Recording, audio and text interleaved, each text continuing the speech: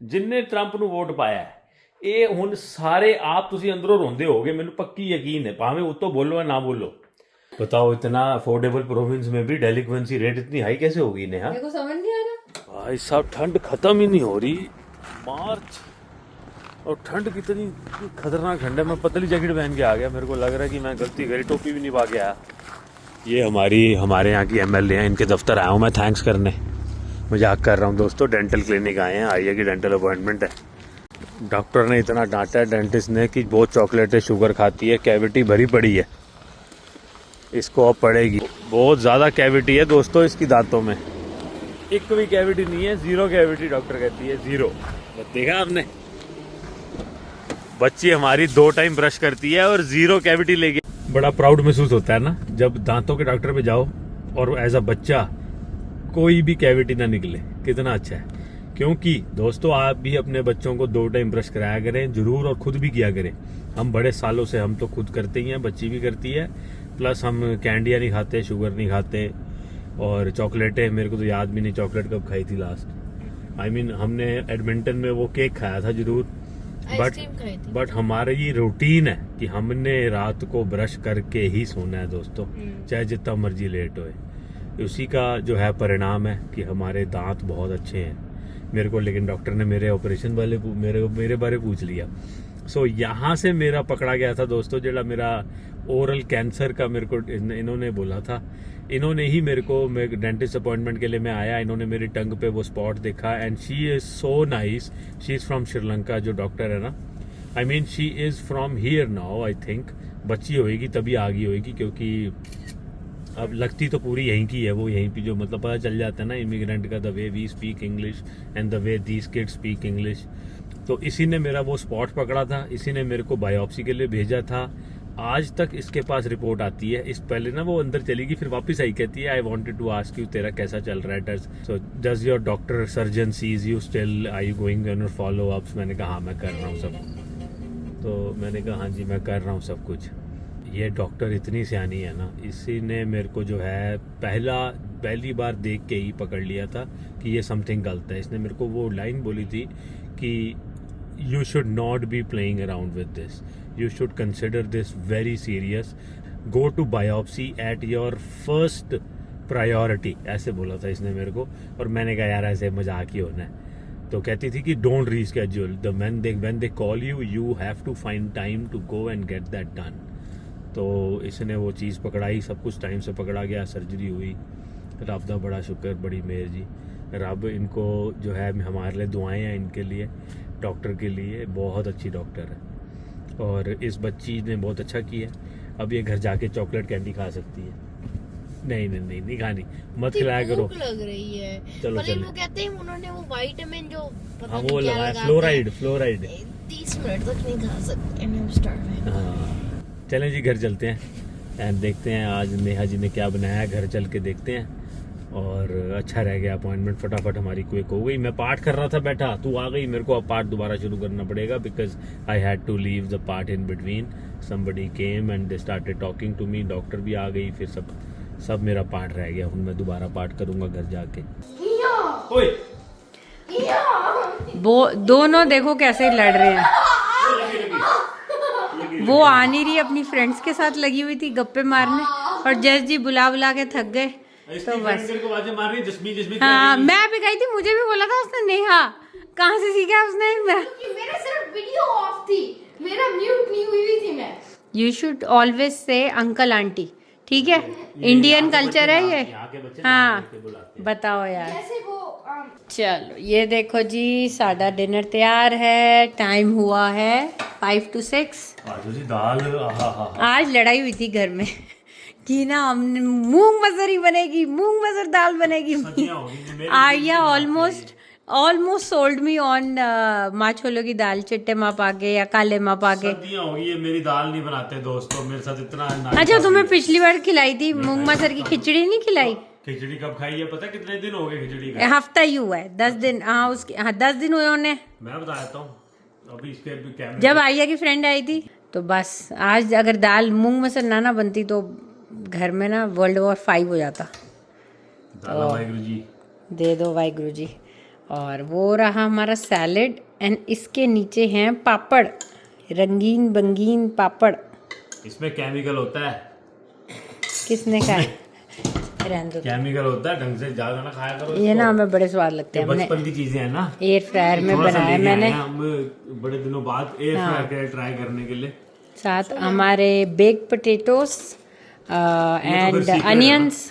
ये तो नेहा जी की सीक्रेट रेसिपी कोई सीक्रेट नहीं है, मैं बहुत बार दिखाया हुआ है, अभी लोगों को तंग करते रहते हो। नाल चोल, चोल ले लो, चोल वाहिगुरु जी।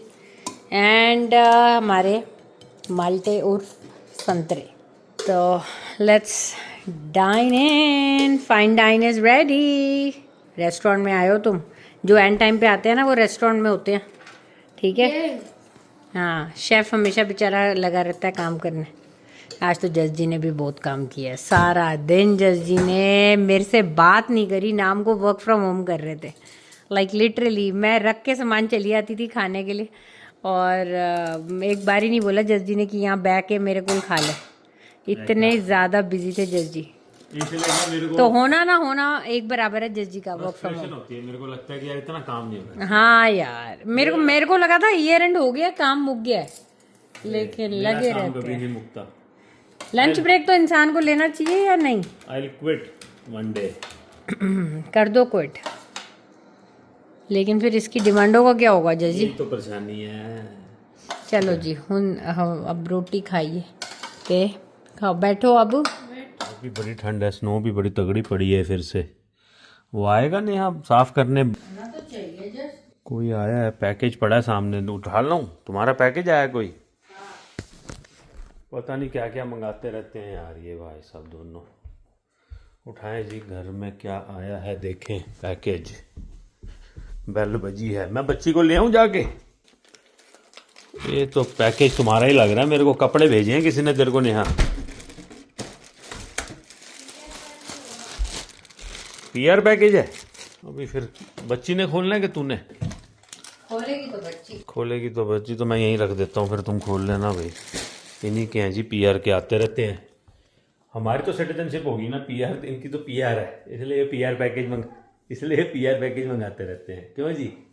मैं तो सिटीजन हूँ, इसलिए हमें कुछ नहीं आता। मैं देखो हालत यार, कौन कहता है मार चाहिए? कहाँ फंसे पड़े हैं यार हम भी यार। हैं घटिया है सस्कैचुअन यार, बिल्कुल ना आना तुसी सस्कैचुअन। मैं कहना डिप्रेसिंग है जी सिटी। देखो हालत, क्या बुरी हालत है यहाँ। ऊपर से सारी कनाडा में रियल एस्टेट डाउन है। एक इकलौता सस्कैचुअन है जिथे रियल एस्टेट भी अप है। यहाँ रियल एस्टेट अप होने का कारण क्या है? What are people getting here? What, tell me one thing you are getting in Saskatchewan जिससे तुम्हारी जो रियल एस्टेट अप हो सके।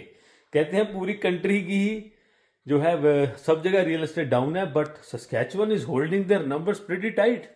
और मैं क्या इतने टाइट सिर्फ स्नो ने पकड़ी हुई है, ग्राउंड जड़ी छड़दी नहीं, और यहाँ कुछ नहीं है। तो यहाँ पे 6 लाख 7 लाख के घर मत लो, जाओ कहीं निकल जाओ, अच्छी जगह जाओ, कैलगरी वैलगरी चले जाओ, पहाड़ के नज़ारे लो। हैं यहाँ तो सिर्फ दूर दूर तक तो आपको पहाड़ दिखते हैं, लेकिन स्नो के। ठीक है जी, तो मत फंसो यहाँ। हमारा तो पता नहीं, अब ये हमारे 1-2 सीज़न आते हैं, एक स्नो और दूसरा कम स्नो। ठीक है जी, light snow and more snow. तो जा फिर ले आ टाइम से बच्ची को। भाई सस्कैचुअन में रियल एस्टेट नंबर 1 है, सच एन अकॉम्प्लिशमेंट। डेलिक्वेंसी रेट भी नंबर 1 है। ये भी है, वैसे सही बोल रही है ये। बताओ, इतना अफोर्डेबल प्रोविंस में भी डेलिक्वेंसी रेट इतनी हाई कैसे होगी नेहा? मेरे को समझ नहीं आ रहा, मतलब मेरे को जब तो अफोर्डेबिलिटी नहीं है तो लोग डेलिक्वेंसी कैसे कर रहे हैं डिक्लेयर? नहीं, पर ये कह रहे थे पिछले दिनों हमारे प्रीमियर ने डाला था, सस्कैचुअन के हमारे जो प्रीमियर साहब हैं स्कॉट मो, इन्होंने पाया सी कि Saskatchewan is the most affordable province to live in. अब फिर डेलिक्वेंसी रेट में हम नंबर 1 कैसे हो गए? मतलब डेलिक्वेंट वो होता है मॉर्गेज में जिसकी अब 3 मॉर्गेजेस या वो बिहाइंड है या उसने मिस कर दी है। तो ये तो बड़ा दुखद है यार, जेड़ा बंदा मॉर्गेज नहीं पे कर पा रहा। हमें ना इतनी जेलसी हो रही थी, हमने कहा कि कितने लोग हैं अराउंड द वर्ल्ड जो जिनका अच्छा वेदर हो गया, जिनका समर हो चुका है, अच्छा जो weather यू नो स्प्रिंग में आ गए, जो चेरी ब्लॉसम के बारे में बात कर रहे हैं दोस्तों। और साड़ी तो हम तो भाई दिल्ली इतनी दूर है कि आते आते थक जाएंगे। हाँ, यही होता है हमारे साथ, हम दिल्ली जाते जाते भी थक जाते हैं, सही बात। दूरी इतनी है। तो और मैंने तो अब ये सुना है कि ताज़ा हालात दोस्तों ये हैं कि इन्फ्लेशन हाई होने वाला है बिकॉज ऑफ द वॉर। ਜਿਹੜੀ यूएस ने स्यापा पाया है, यूएस तो इजराइल, इन दोनों, ये दोनों जो है ना, दोनों अपनी साख बचाने के लिए, इजराइल का प्रधानमंत्री तो यूएस का प्रेसिडेंट, इन दोनों को अटेंशन डाइवर्ट करने के लिए इन्होंने हमला करता है मिडल ईस्ट पे। उस चक्कर में हो जाना है इन्फ्लेशन हाई, और इन्फ्लेशन हाई होते ही रेट ऑफ इंटरेस्ट मॉर्गेज के हाई करने की सोच रही है bank of Canada. Mortgage up हो जानी है, अभी मॉर्गेज के अभी अगर और अब रेट ऑफ इंटरेस्ट हाई हो गया, कम होने की बजाय, अभी तो कम हो रहा था थोड़े दिन से, तब डेलिक्वेंसी रेट का ये हाल है। Imagine if rate of interest going high. तेल भी इतना महंगा हो गया, $36 हो गया। हाँ, तेल भी $38 39 हुआ पड़ा है। तो ये सारे जो है ना प्रॉब्लम्स आ रही हैं, is just because of some people decide to have a war. मेरे को समझ नहीं आती ਇਹ ट्रंप ਤਾਂ ਜਿਹਨਾਂ ਤੁਸੀਂ ਸਿਲੈਕਟ ਕੀਤਾ ਹੈ ਨਾ, ਹੁਣ ਮੈਨੂੰ ਪਤਾ ਹੈ ਅੰਦਰੋਂ ਤੁਸੀਂ ਆਪ ਵੀ ਰੋਂਦੇ ਹੋਣੇ ਹੋ, ਜਿੰਨੇ ट्रंप ਨੂੰ ਵੋਟ ਪਾਇਆ ਹੈ, ਇਹ ਹੁਣ ਸਾਰੇ ਆਪ ਤੁਸੀਂ ਅੰਦਰੋਂ ਰੋਂਦੇ ਹੋਗੇ, ਮੈਨੂੰ ਪੱਕੀ ਯਕੀਨ ਹੈ, ਭਾਵੇਂ ਉੱਤੋਂ ਬੋਲੋ ਜਾਂ ਨਾ ਬੋਲੋ। ਲੇਕਿਨ ਤੁਹਾਡੇ ਨਾ ਹੁਣ ਮੁਲਕ ਦਾ ਤੇ ਸਾਰੇ ਵਰਲਡ ਦਾ ਬੇੜਾ ਗਰਕ ਜਿਹਨੇ ਕੀਤਾ ਹੈ ਨਾ, ਉਹ ਹੈਗਾ ਜੇ ट्रंप। ये बंदा एप्स्टीन फाइल्स में इसका नाम है, मिलियन बारी, पता है आपको, मिलियन बारी। इतना गलत बंदा है ये। ही इज अब मैं वर्ड बोलना नहीं चाहता, जो वर्ड्स, एप्स्टीन आपको पता है ये कौन है, जेफरी एप्स्टीन। वो बंदा गलत सी, ये ट्रंप ਉਹਦੇ ਨਾਲ उतना ही गलत सी। ਇਹਦੇ ਤੇ ਤੁਸੀਂ विश्वास ना करो यूएस वालों, थोड़ा सा आप अपना हाथ जो है अपना इसको पॉपुलैरिटी इसको ना दिखाना। इनने डिक्टेटरशिप की तरफ ले जाना है। इसने ईरान पे हमला करके कहता है वहाँ डिक्टेटरशिप है, और अच्छे तो यूएस में कौन सी रहेगी अब डेमोक्रेसी? बिना कांग्रेस को पूछे लगा देता है टैरिफ, बिना कांग्रेस को पूछे छेड़ देता है वॉर। कौन सी डिक्टेट यहाँ पे डेमोक्रेसी रहेगी ਤੁਹਾਡੀ? बड़ा ही बुरा हाल करता है यार इस बंदे ने। मैं कहता हूँ markets down, inflation high, rate of interest is gonna get more higher, लोगों को मॉर्गेजां आगे नहीं दित्तियां जा रही। Oh my God, I don't know what this world is going through and what is gonna happen. I feel bad for the new generation, for young people, young kids who are gonna get graduate out straight out of university and getting out and for trying to find a job. उनको jobs कितों मिलनी है? नहीं दसो, इतना ऐसा time चल रहा है। It is really sad, really sad.